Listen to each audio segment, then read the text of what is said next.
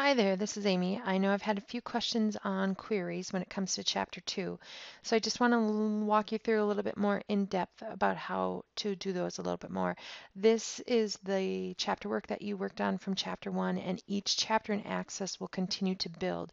So you'll go to your Chapter 1 Vavant publishing database that you worked on, and you'll continue to query out questions from there and work through that chapter work. So I just want to show you how this would work. You have the customer table here, and if I wanted to do a quick query, I would go to create, and I was going to query design because this gives me more options than just the wizard, although the wizard is great. When I go into design, I pick out what table I would like. I'm going to use the customer one and add it. Okay, I'm going to close this now. And then I just make it a little bit larger so I can see all my options. I'm going to come in here and I'm going to put my customer last name. I'm going to come in here and I'm going to put my book rep. And I'm going to filter this out with 53 just to make it a little more usable. And I'm going to run the query. There are my answers. Now it says query 1 here. The way that you save it is just right click on it and click save, and you can give it a name. So I'm going to call it book rep 53.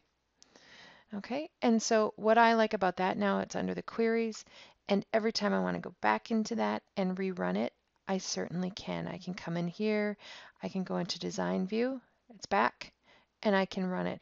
That way, what that's allowed me to do, if I come back into my customer table and I add another person for these people, APZ03,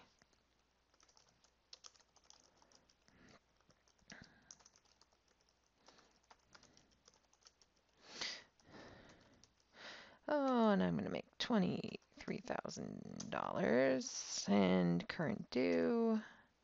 And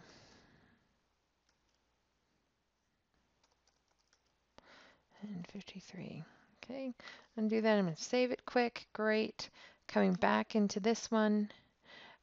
Again, this is my customer or my book rep. Okay, I'm here in my design view.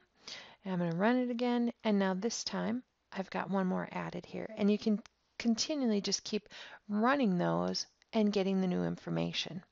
Now in chapter 2, it's a crazy chapter. That's why I give you folks as much time as possible to work on these.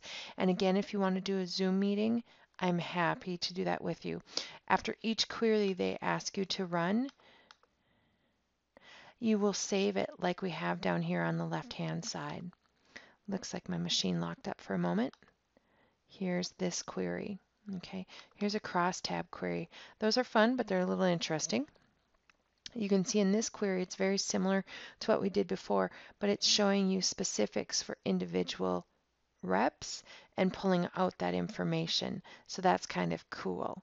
Now, databases are a place where people can make a lot of money if you know how to use them, create queries, and be able to work behind the scenes in them.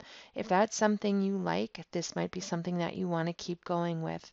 Again, I hope this helps. If you have any questions, please just let me know.